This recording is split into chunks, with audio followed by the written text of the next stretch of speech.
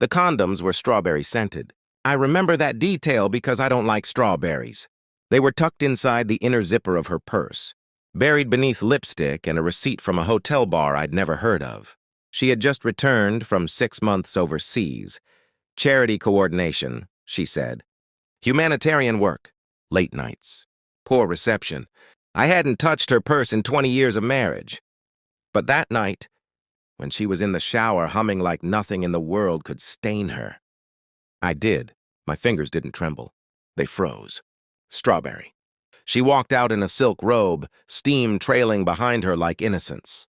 Just girl stuff, she said when I placed the packet on the marble counter between us. Just girl stuff. Her eyes didn't widen. She didn't stutter. She didn't apologize. She smiled. I nodded. Then I went to bed beside her and listened to the steady rhythm of her breathing, counting it like a metronome, measuring the seconds between trust and war. I didn't confront her again.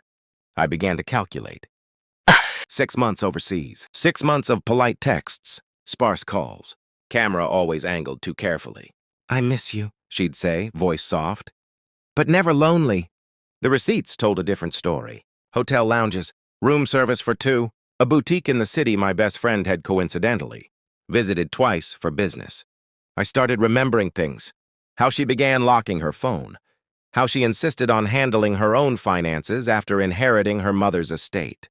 How my best friend, my brother in everything, but blood, had suddenly developed a taste for imported, wine and tailored suits. I didn't rage. Rage is loud. I went quiet. I reviewed our joint credit card statements from the month she was gone. Nothing unusual. Too clean. So she was careful. That hurt more than betrayal. Careful meant planned. One night as she slept, I opened our shared iPad. Her Apple ID still synced location history. She'd forgotten that. Or maybe she thought I'd never look. The first red dot appeared 3 weeks into her humanitarian mission. A 5-star hotel. The same one my best friend had tagged on social media during a conference. My chest tightened, but not from heartbreak, from clarity. The pattern continued. Every 2 weeks, same hotel, same nights, same lie. I stared at the screen for a long time. Then I whispered to the dark, thank you, because suspicion is torture. Proof is peace. I didn't confront them, not yet. Instead, I became attentive.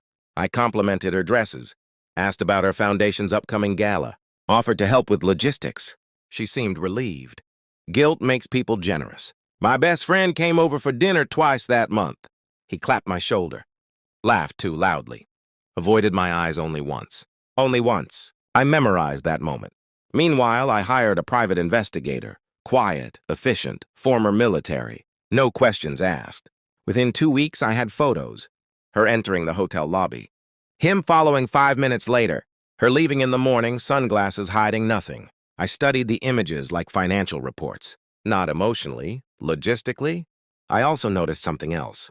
She had transferred a significant portion of our shared savings into an account under her charity's name. My money, our future.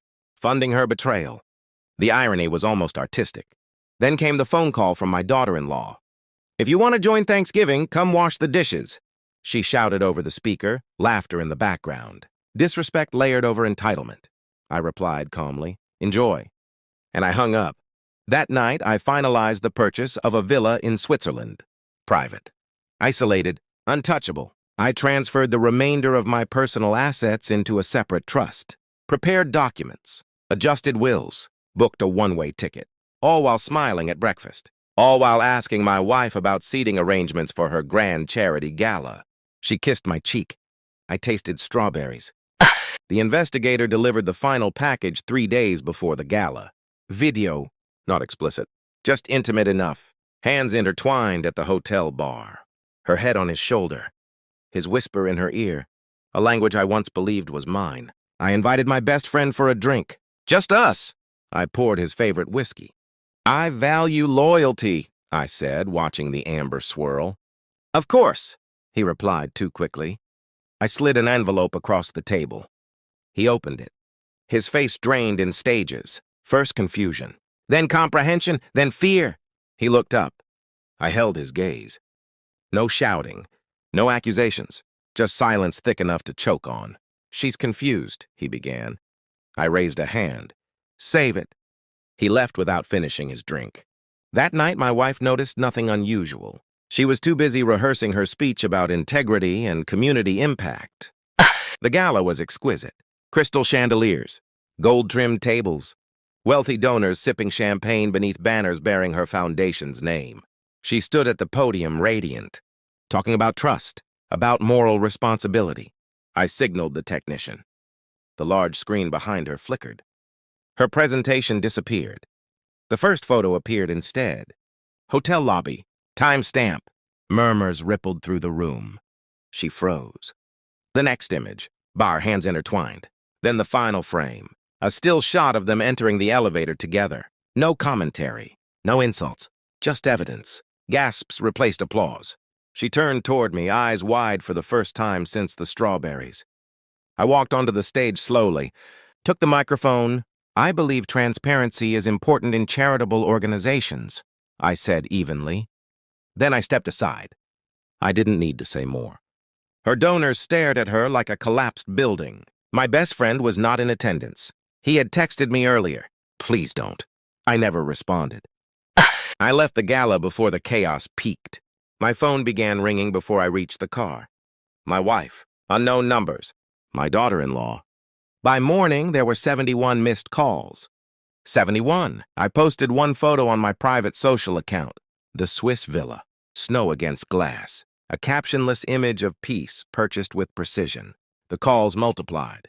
Greed is loud when it realizes the vault is closed. I blocked them all. On the flight to Switzerland, I finally allowed myself to feel something. Not heartbreak, not anger, relief. The betrayal had not broken me.